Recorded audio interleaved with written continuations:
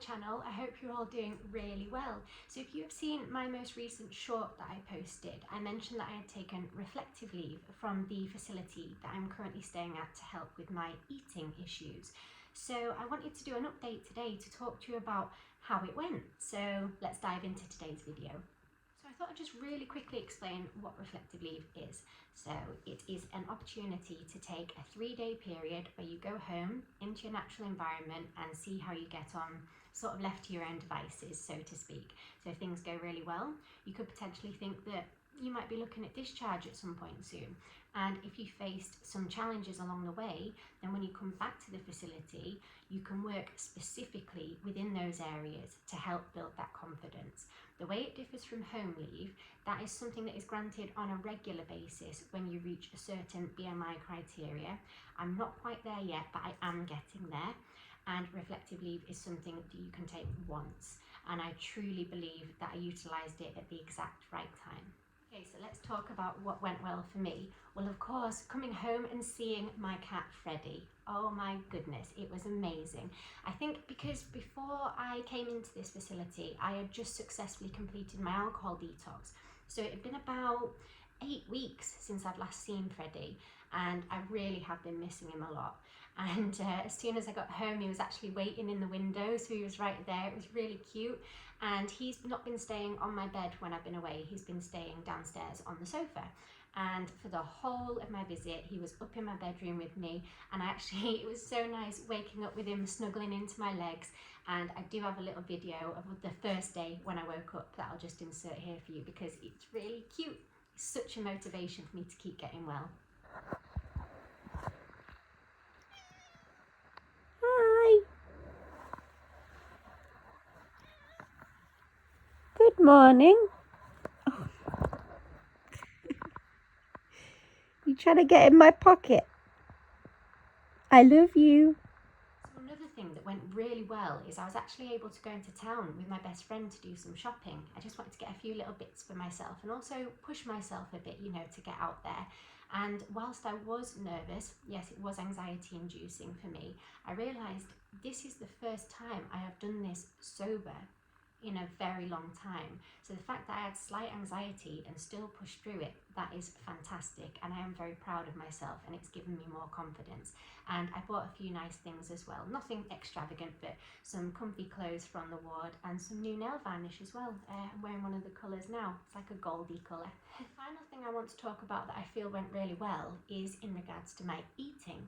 So on the night that I came back, so it was Thursday through to Sunday, my dad took me to the supermarket so we could get all the food in place for my stay in one go, so I wasn't having to go back out and find it distressing or anything like that. And I was given a meal plan to take with me, so I wasn't sort of left in the dark with that. And he came to the supermarket, my dad, but he said he was going to leave me to it to see how I get on. Now, back last year when I was in hospital and we came out and we tried this, I had a complete meltdown and we had to just do our best and then leave. Whereas this time it was such a completely different experience. I had my headphones on with my music, I was sort of dancing around a little bit, just feeling a bit euphoric, like look at me out shopping for food, getting healthy choices in, and like browsing the options and things. And yeah, it was a really positive experience, and again, that has filled me with confidence moving forwards. Yeah, lots of positive things to talk about, and they're sort of the main 3 that I wanted to get across. And it was just nice. It was nice being back at home in my familiar environment, spending those times with my loved ones. It was brilliant. But I'm not going to sit here and say that it all went swimmingly, because it didn't. And that's kind of the point of taking the reflective leave, is to realise the areas that you're also still struggling with and being really candid and open about that. So I'm not going to call them cons, I'm just going to call them challenges. So let's see what I faced on that side of things. So one of the things that I wasn't expecting was how much I slept. And it's not necessarily a bad thing, so this is what I'm thinking about it. So when I've been here, I've been sleeping around 7 hours a night, and that seems to be working well for me. But when I went home, the first night, I slept a full 15 hours, no joke. I was in such a deep sleep, and when I came round, I didn't particularly feel well rested for it. I felt a bit groggy actually, and I had a bit of a headache and things. And the other thing with that is it's sort of thrown all my timings out for my plan, sort of out the window. So then I had to improvise, which posed another challenge in itself. So yeah, that was a little bit tricky. That I did feel very tired, and I was sleeping a lot more whilst I was at home. But then looking back, what a great opportunity to get well rested in a familiar environment, really catch up on some sleep that it sounded like I needed, because when I came back I did have a lot of mental clarity, focus and determination again. So I think it's just feeling maybe that I wasted a bit of time with a bit of the excessive sleep, but is it really excessive if my body needed it? Something else that I found really challenging, that I just want to be completely candid about, it is relating to my eating, which is basically what this video is all about, isn't it?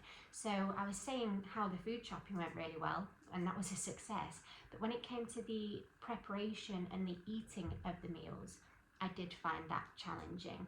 And I think what was tricky for me is because in the facility I've been doing really well with that, I've not been struggling with the completion of the meals and things like that, and I haven't found things overwhelming, and I genuinely thought that that would directly replicate when I was at home. And the things that we'd chosen to buy that was on my meal plan were very similar meals to what I'm having here, to keep that familiarity and to keep it as simple as possible. But just when putting it into practice, you haven't got someone preparing it and putting it there in front of you, you haven't got someone observing you if you're having any struggles, things like that. So I really did do the best I could, and I did prepare some meals and eat them, and I'm really, really proud of that, but just not on the same level as I was doing in the facility. So that's something that I want to work on, and I think moving to self-catering, which I will be able to do soon, will really help me with that and building that confidence. So that is a goal to work towards. And the final thing that I really did struggle with, structure. And I don't just mean structure of the meal times, I mean like daily routine. So I've actually built up a really good routine for myself since being in the facility, and I'm really pleased with how it's been working. So every day incorporating things that are important to me, so my journaling, my Bible studies, my passions and projects that I'm starting to refocus on now that I'm well enough, and it's all very exciting, and I work to like set time frames and things, and I like that. And I had a bit of an itinerary of when I'd go back and a plan of how I was going to conduct the days.